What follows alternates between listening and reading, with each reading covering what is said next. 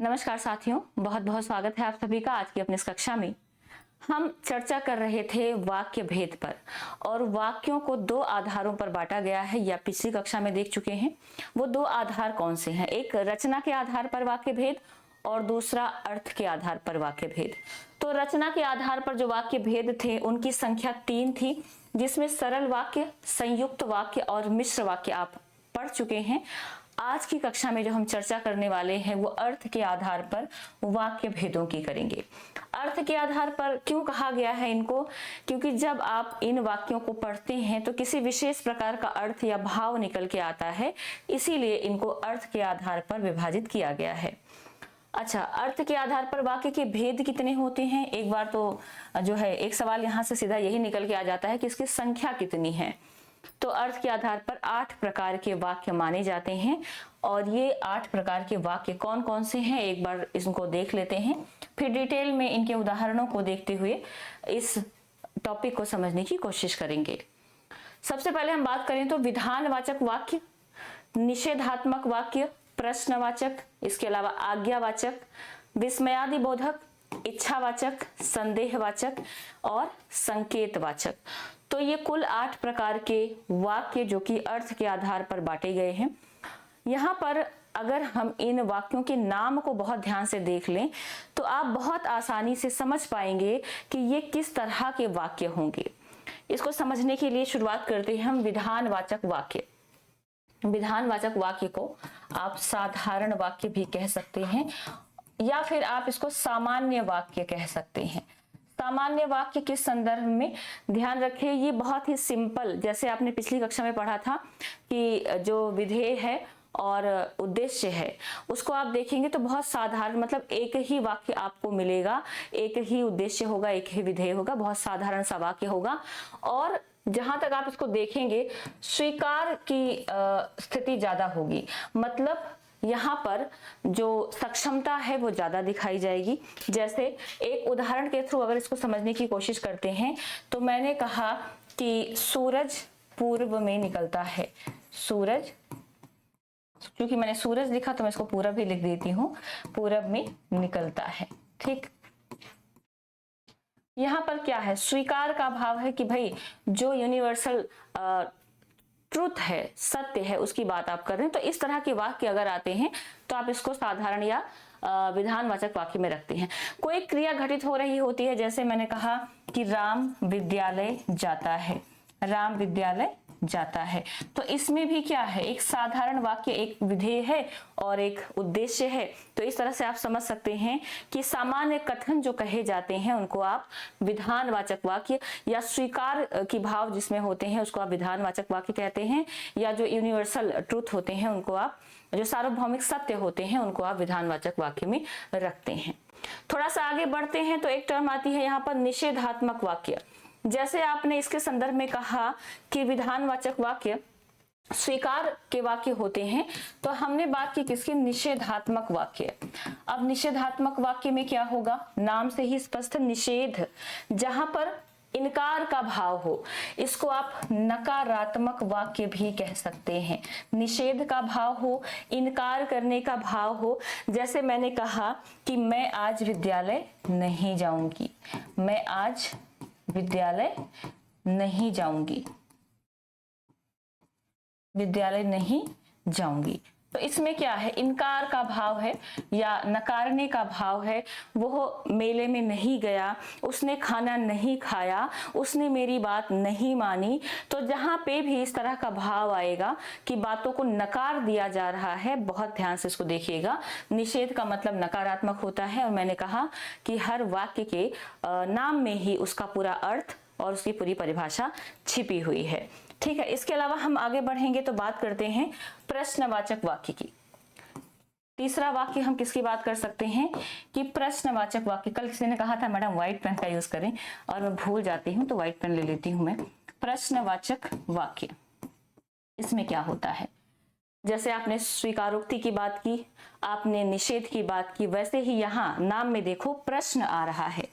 तो ऐसे वाक्य जिसमें कोई प्रश्न पूछा जाए या प्रश्न पूछने का भाव हो, उसको आप प्रश्नवाचक वाक्य कहते हैं।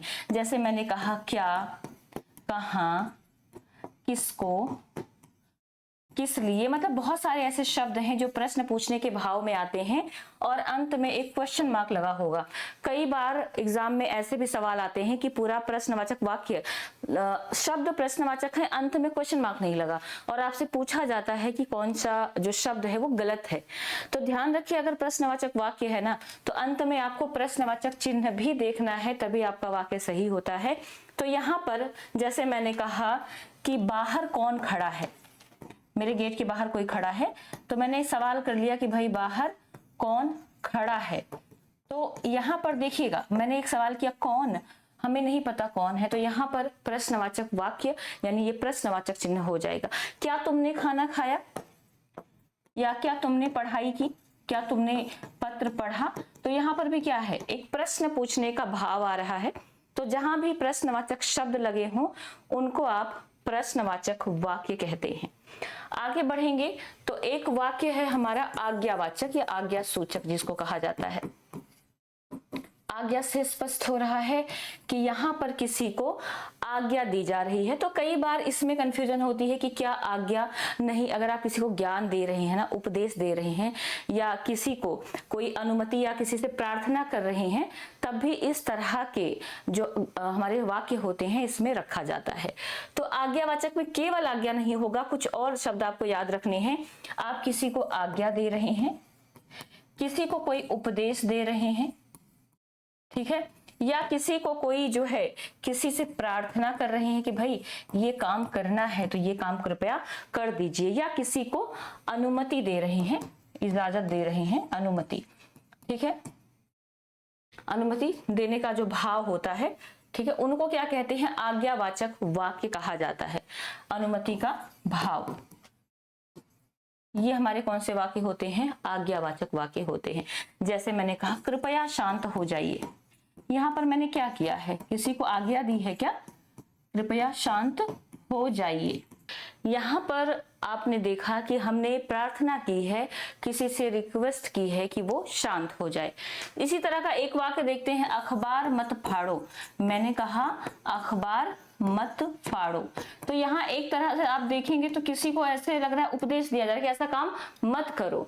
तो जहां इस तरह का कोई वाक्य हो वहां भी क्या होता है, आज्ञावाचक वाक्य होता है।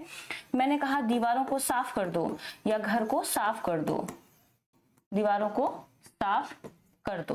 तो ये भी एक तरह से क्या है, किसी को आदेश दिया जा रहा है, किसी को आज्ञा दी जा रही है या किसी को निर्देश दिया जा रहा है।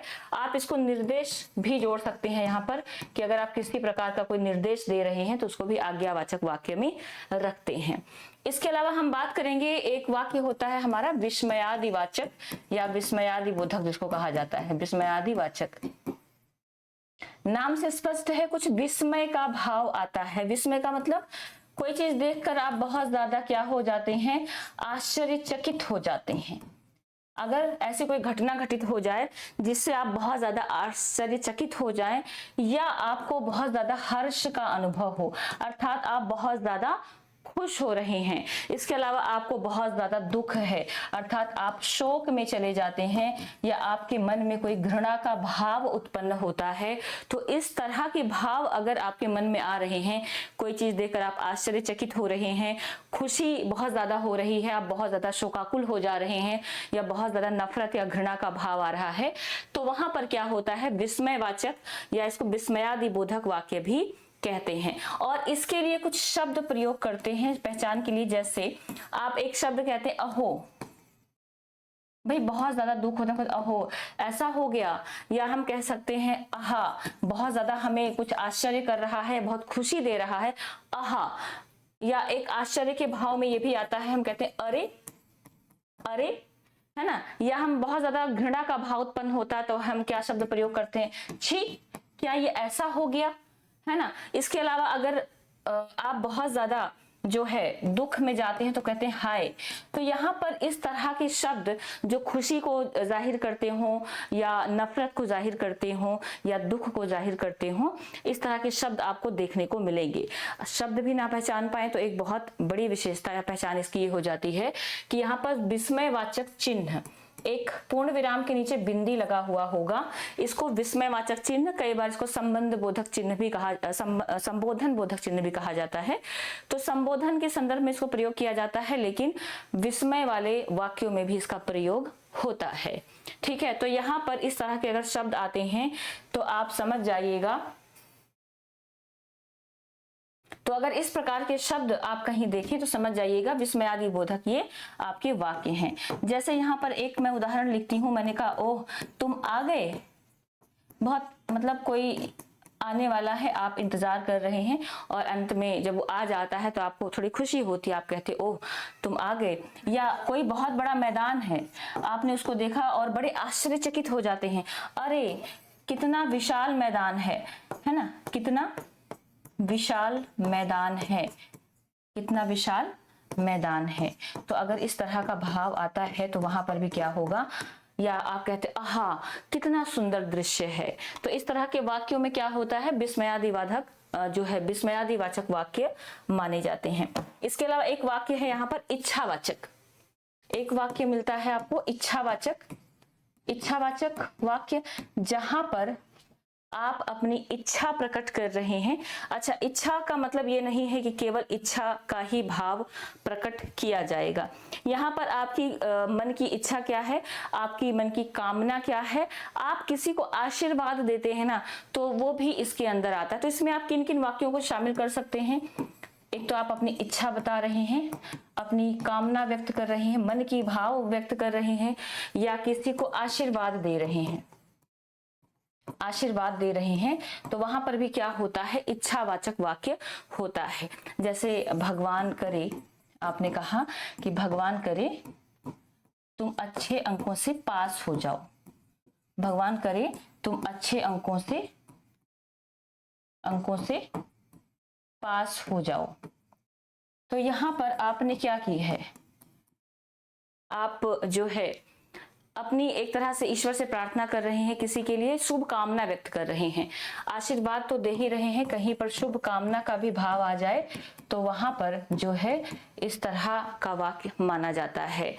आप खूब तरक्की करें, ईश्वर करे, आप देखो कई बार ईश्वर जरूरी नहीं कि हर जगह जुड़ा हो, आप खूब तरक्की करें, आपके मन के भाव यहाँ पर व्यक्त हो रहे हैं। आप किसी को जन्म दिवस की बहुत सारी बधाई दे रहे हैं, आपको जन्म दिवस की हार्दिक शुभकामनाएं। तो ये सब क्या है, इच्छावाचक वाक्य माना जाएगा, और इच्छा, कामना, आशीर्वाद, शुभकामनाएं आदि इसमें शामिल होती हैं। इसके अलावा हम बात करेंगे एक वाक्य, ये 6 नंबर का था शायद, एक वाक्य है हमारा संदेहवाचक। संदेहवाचक नाम से स्पष्ट है कि अगर कोई कार्य हो रहा होगा तो उसमें एक संदेह, एक संशय बना हुआ होगा कि क्या ये ऐसा होगा या नहीं होगा।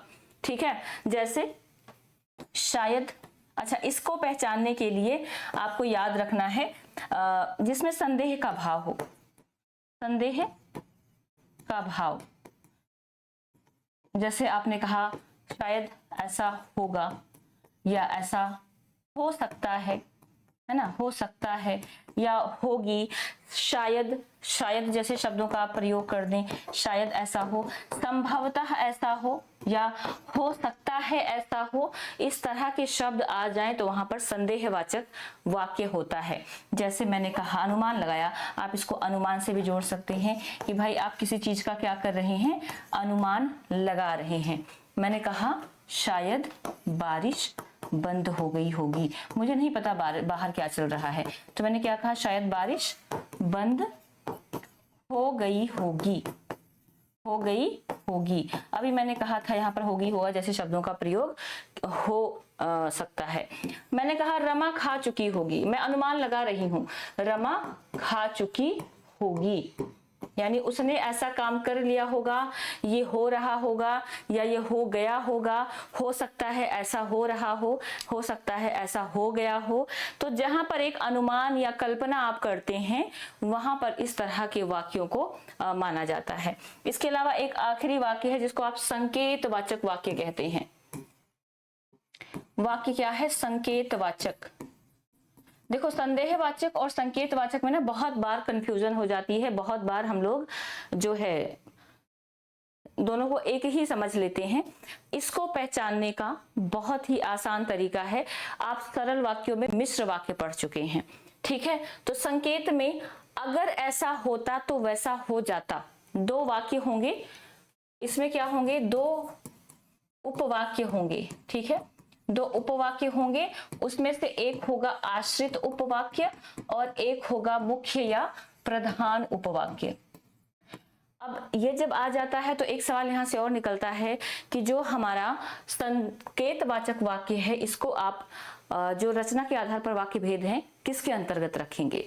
तो यहाँ पर जो हमारे मिश्र वाक्य है ना, जो हमारे मिश्र या मिश्रित वाक्य हैं, उन्हीं के उदाहरणों को आप यहाँ पर संकेत में देख पाते हैं। जैसे यदि वर्षा होती, मैंने कहा कि यदि वर्षा होती तो फसल अच्छी होती, तो फसल अच्छी होती। नॉर्मली यहाँ पर आपको ये दिखाया जाता है, संकेत किया जाता है कि अगर ऐसा होता तो ऐसा हो जाता। यदि तुम पढ़ते तो पास हो जाते, यदि तुम पढ़ते तो पास हो जाते, पास हो जाओगे, हो जाते है ना। अगर मेहनत करोगे, मैंने कहा अगर मेहनत करोगे तभी सफल होगे, मेहनत करोगे तभी सफल होगी। तो इस तरह के जो वाक्य हैं जहां पर संकेत दिया जा रहा है कि अगर ऐसा होता तो ऐसा हो जाता, अगर धूप ना निकलती तो मैं वहां पहुंच जाती, या जैसे ही मैं पहुंची वैसे ही ट्रेन हमारी छूट गई। तो अगर ये होता तो ये हो जाता, ये हुआ तो इसलिए ये हुआ। इस तरह के वाक्यों को आप संकेतवाचक वाक्य कहते हैं। तो ये हमारे 8 प्रकार के वाक्य भेद, मुझे लगता है एक बार फिर से आप देख लीजिए, हमने आज वाक्य भेद पर चर्चा की है और हमने अर्थ के आधार पर 8 प्रकार के वाक्य बताए आपको, जिसमें विधानवाचक या साधारण या सामान्य जो है वाक्य होते हैं। स्वीकारोक्ति में इसको जो है लिखा जाता है, यानी पॉजिटिव वाक्य कह सकते हैं, सकारात्मक वाक्य कह सकते हैं इसको। इसके अलावा एक निषेधात्मक वाक्य होता है जहां पर जो है निषेध किया जाता है या फिर नकार दिया जाता है किसी को, नहीं के अर्थ में आप इसको प्रयोग करते हैं, इसको नकारात्मक वाक्य भी कहते हैं। देखो इसको आप सकारात्मक से जोड़ सकते हैं और ये हमारा क्या है, निषेध या नकारात्मक, तो दोनों एक दूसरे के अपोजिट हो जाएंगे, इसको भी आप याद रख सकते हैं। प्रश्नवाचक वाक्य क्या होंगे, जिसमें प्रश्न पूछा जाएगा, कोई प्रश्नवाचक शब्द लगा होगा और अंत में प्रश्नवाचक चिन्ह का प्रयोग करेंगे। आज्ञा में आप किसी को आज्ञा दे रहे हैं, किसी को आशीर्वाद दे रहे हैं, है ना। इसके अलावा विस्मय में क्या होता है, बहुत आश्चर्यचकित होने का भाव आता है, आप किसी से बहुत ज्यादा नफरत करते हैं, बहुत ज्यादा प्रेम या इस तरह के भाव आपके मन में आते हैं, हर्ष या खुशी होती है, तो वहां पर इसका प्रयोग किया जाता है। इच्छा में जहां आप अपनी इच्छा व्यक्त करते हैं, किसी को आशीर्वाद देते हैं। संदेह में क्या होता है, जहां पर किसी वाक्य के होने पर संदेह किया जाए कि ऐसा हो गया होगा या ऐसा हो चुका होगा, है ना। और संकेतवाचक में जहां संकेत दिया जाए कि यदि ऐसा होता तो वैसा हो जाता। एक काम के पूरा होने में दूसरे, या एक वाक्य के पूरा होने में दूसरे वाक्य की सार्थकता होती है। तो ये हमारे 8 प्रकार के वाक्य भेद थे अर्थ के आधार पर। मुझे लगता है आपको ये समझ में आया होगा। क्लास समझ में आई है तो कमेंट करके बताइएगा, और इसको शेयर भी कर सकते हैं। बहुत सारे लोग तैयारी में हैं, जो शेयर करते हैं आप क्लास तो बहुत सारे लोगों तक पहुंच पाती है। और अगले किस टॉपिक पर आप क्लास चाहते हैं उसके बारे में भी कमेंट बॉक्स में जरूर लिखा करें। बहुत बहुत धन्यवाद आप सभी का।